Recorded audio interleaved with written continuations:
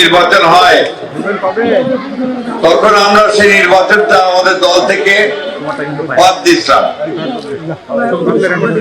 আমরা বয়কট করছিলাম। কেন? যে তৎকালীন সরকার শেখ হাসিনার সরকার তারা কেয়ারটেকার গভর্নমেন্ট তত্ত্বাবধায়ক সরকারটাকে বাদ দিছিল। আমরা বলেছিলাম যে তত্ত্বাবধায়ক সরকার ছাড়া, কেয়ারটেকার সরকার ছাড়া, নিরপেক্ষ সরকার ছাড়া অবাধ সুষ্ঠু নিরপেক্ষ নির্বাচন হবে না। সুতরাং ওইটা না হলে আমরা নির্বাচন করব না। আমরা নির্বাচন করিনি। আমরা সারা দেশে যে নির্বাচন প্রতিরোধের ব্যবস্থা করেছিলাম। আপনাদের এই ক্ষেত্রপুরীর বীর জনগণ সেদিন নির্বাচন প্রতিহত করেছিল। সেদিন পুলিশ আনসার বাহিনী গুলি চালিয়েছিল, তাদের গুলিতে প্রিজাইডিং অফিসার গুলিবিদ্ধ হয়েছিল। মামলা উল্টা আপনাদের উপর চাপানো হয়েছিল। প্রায় 139 জন, 124 জন। আপনার কেউ ঘরে থাকতে পারতেন না, আপনাদের পাড়ায় বেড়াতেন। কখনো আপনার কান্দর বাড়িতে, কখনো গাছের উপরে, কখনো কড়ি বাড়িতে, কখনো ধান খেতে, এইভাবে সময় কাটাতেন, তাই না?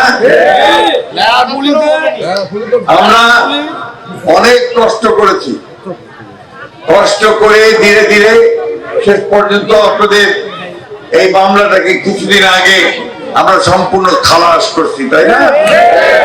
এখন আর কেউ আসামি নাই, সব নিরঙ্কুশ। এই যে কিছুক্ষণ আগে মুরব্বী বললেন রমেশ বাবু ভোট খেপে গেছিল। আরে তোমরা আমার কথা না আসলে ভোট বন্ধ করতে গেছ, গোলাগুলি হয়েছে, সুতরাং ওই এলাকার মানুষের কোনো কাজ করে না, কোনো কাজ করে না।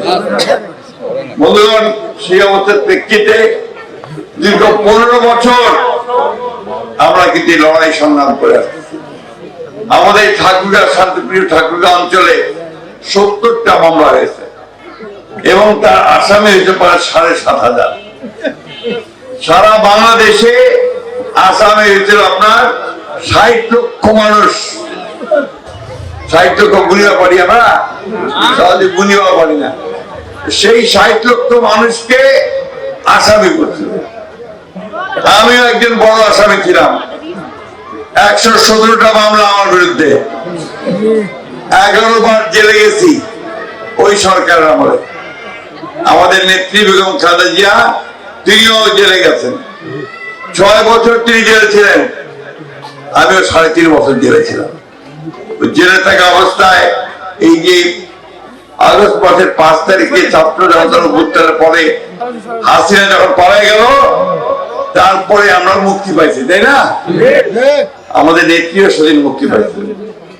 তারপরে তিনি একটা অসাধারণ একটা বক্তব্য রাখছে, এত কষ্ট, এত যন্ত্রণা, জেল জুলুম, তারপর তিনি বলছিলেন আমরা প্রতিহিংসার রাজনীতি করব না, আমরা প্রতিশোধ দিব না, আমরা শান্তির মধ্যে দিয়ে, ভালোবাসার মধ্যে দিয়ে দেশকে আবার পুনরায় গঠন করতে চাই। বন্ধুগণ, এখানেই পার্থক্যটা ওই আওয়ামী লীগের সঙ্গে আমাদের, হাসিনার সঙ্গে আমাদের নেত্রী খালেদা জিয়া, তাই না? এখন আবার নতুন নির্বাচন দিয়েছে সরকার, এটা একটি কেয়ারটেকার সরকার। আগামী 12 তারিখে, ফেব্রুয়ারি 12 তারিখে 15 দিন পর এই ভোটটা হবে। এই ভোটে আপনাদেরকে সিদ্ধান্ত দিতে হবে যে আপনারা কি চান। দেশে কি শান্তি চান, উন্নয়ন চান, স্কুলের উন্নয়ন চান, রাস্তাঘাট নির্মাণ চান, ছেলে মেয়েদের চাকরি চান? তাহলে ওই যে পরীক্ষিত দলটা আছে, মানুষটা আছে, এই পরীক্ষিত দল মানুষকে ভোট দিতে হবে, তাই না? পরীক্ষিত দলটা কি? শীর্ষ মার্কা বিএনপি, তাই না? তো বন্ধুগণ, আমি বক্তব্যটা দিব করবো না। আজকে খবরের কাগজ খুলে দেখি যে আমাদের আরেকটা দল, যারা আগে আমাদের সঙ্গেই ছিল, 1991 সালে ছিল না, আমাদের সঙ্গে ছিল না, আমাদের সঙ্গে আসছে 2001 সালে। 2001 সালে সরকার করছিলাম, তাদের 2জন মন্ত্রীও ছিল, ইরামি সাহেব আর মুজাহিদ সাহেব। বুঝাইছে সরকার আমাদের সঙ্গেই ছিল, এখনো বলতেছে আমরা নাকি ওই সময় দুর্নীতি করছি। তাহলে তুমি কি ধর্মপুত্র যুধিষ্ঠির ছিলা?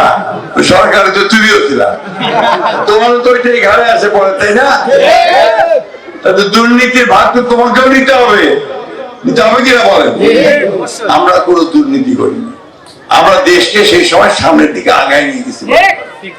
সেই সময়ে বাংলাদেশকে বলা হচ্ছিল যে বাংলাদেশ বহুদূর আগায় গেছে। এই বাংলাদেশে তখন আপনার কলকারখানা তৈরি হচ্ছিল, পোশাক শিল্পে 15 লক্ষ মেয়ে শ্রমিক কাজ করত। আমাদের ওই সময়ে মেয়েরা ক্লাস 12 পর্যন্ত অবৈতনিক লেখাপড়ার সুযোগ পেয়েছিল, অর্থাৎ মেয়েদেরকে ক্লাস 12 পর্যন্ত বেতন দিতে হতো না। এখন কি দিতে হয়? হয় না। ওইটা তখন কিন্তু বেগম খালেদা জিয়া সেটা করছে, ওটা এখন পর্যন্ত চলতেছে, যার ফলে আমাদের মেয়েরা এখন উচ্চ শিক্ষায় যেতে পারতেছে, ভালো রেজাল্ট করতেছে এবং তারা ডাক্তার ইঞ্জিনিয়ার হওয়ার সুযোগ পাচ্ছে, তাই না? আমাদের কলকারখানা নির্মাণ করতে হবে বন্ধুগণ, একমাত্র বিএনপি পারে। কলকারখানা নির্মাণ করলে আমরা আমাদের ছেলেদেরকে চাকরি বাকরি দিতে পারবো। এখন তো চাকরি নাই, সেটা আমরা চাকরি বাকরির ব্যবস্থা করতে পারবো। আমরা যদি উন্নত মানের ধান চাষ করতে পারি, ভুট্টা চাষ করতে পারি, তাহলে আমাদের আয় ইনকাম বাড়বে, তাই না? আমাদের মনে আছে নিশ্চয়ই এই অঞ্চলে পানি ছিল না, কৃষিকাজের জন্য পানি পাওয়া যেত না, এই জন্য আমরা বরেন্দ্র বহুমুখী প্রকল্প নিয়ে আসছিলাম, ডিপ টিউবওয়েল নিয়ে আসছিলাম। সেই ডিপ টিউবওয়েল গুলোতে আমাদের পানির ব্যবস্থা হয়েছিল, আমাদের সরকারের আমাদের খালেদা জিয়ার সরকার আমাদের আমরা করেছিলাম। আমরা অনেকগুলো স্কুল তৈরি করেছি, আপনাদের যেমন ঘটনা এগুলো স্কুল কিন্তু আমাদের হাতে তৈরি করা হয়েছে। আমরা বিল্ডিং তৈরি করেছি, মসজিদ করেছি, মাদ্রাসা করেছি, মন্দির করেছি। আপনার যদি আমরা আপনাদের ভোটে আগামী 12 তারিখে যদি আমরা নির্বাচিত হতে পারি, তাহলে ইনশাআল্লাহ যে স্কুলের কথা আপনারা বললেন, এই স্কুলটা একটা ঐতিহাসিক স্কুল। এখানে গণতন্ত্রের জন্য আপনারা লড়াই করেছেন, এই স্কুল সবার আগে উন্নত হবে। আমরা রাস্তায় ঘাটগুলোকে পাকা করব, আমরা শ্মশানকে আমরা ভালো করব, মন্দিরকে ভালো করব, আমরা মসজিদ গুলো যেন ভালোভাবে করতে পারি তার ব্যবস্থা আমরা অবশ্যই গ্রহণ করব। সবচেয়ে বড় কথা হচ্ছে যে আমরা আমাদের ছেলে মেয়েদের জন্য কাজের ব্যবস্থা করব। আমাদের নেতা তারেক রহমান সাহেব বলেছেন যে আমরা যদি ক্ষমতায় যেতে পারি, আগামী 1.5 বছর 18 মাসে 1 কোটি মানুষের কাজের ব্যবস্থা করব। 1 কোটি মানুষ, সেখানে আমাদের ছেলে মেয়েরা চাকরি পাবে, কাজ পাবে, তারা একটা নিজের জীবনের জন্য কিছু করতে পারবে। এই ধরনের একটা অবস্থা আমরা তৈরি করতে চাই। বন্ধুগণ, বক্তৃতা বাড়াবো না, শুধু একটা কথা বলতে চাই যে ওই দলটা, যে দলটা আজকে আমাদের বিরুদ্ধে ইলেকশন করতেছে, ওই দলটার মার্কা আপনারা জানেন দাঁড়িপাল্লা, তাই না?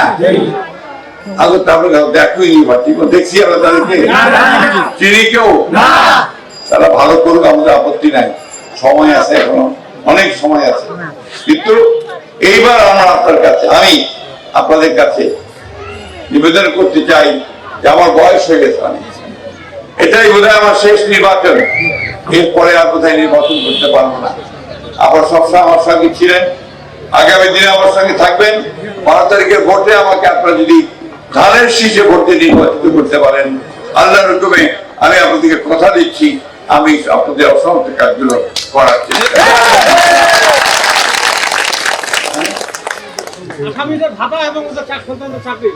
মানে বুঝিনি আপনাদের। না না, এটা কেমন করবো? লক্ষ লক্ষ কোটি কোটি মানুষকে দিতে হবে। আমার কি দিলেন, মুখ কি দিলেন?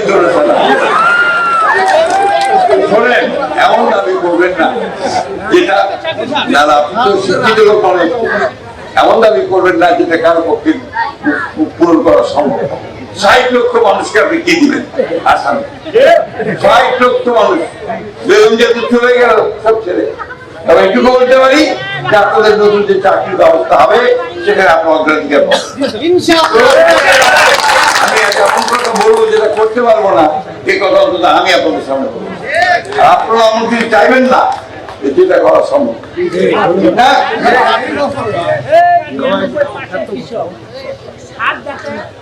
সারের দাম যেন ন্যায্য মূল্যে পান আমরা সেটা ব্যবস্থা করি, ন্যায্য মূল্যে পান আমরা সেটা ব্যবস্থা করি, বীজ যেন ন্যায্য মূল্যে পান আমরা সেটা ব্যবস্থা করি, কৃষক যেন কষ্ট না পায় আর তার পণ্যের মূল্য সে ন্যায্য মূল্য পায় আমরা সেটা ব্যবস্থা করবো। ঠিক আছে, ইনশাআল্লাহ।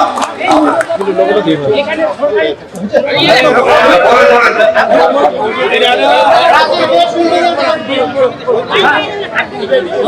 বাংলাদেশের সমস্যা জানেন এটাই, সবাই কাটা ক্ষমতা আছে, একজন কাটা।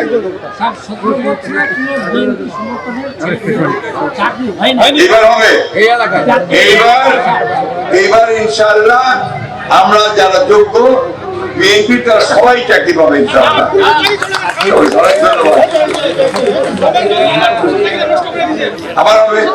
আবার তোমার হবে নিশ্চয়ই।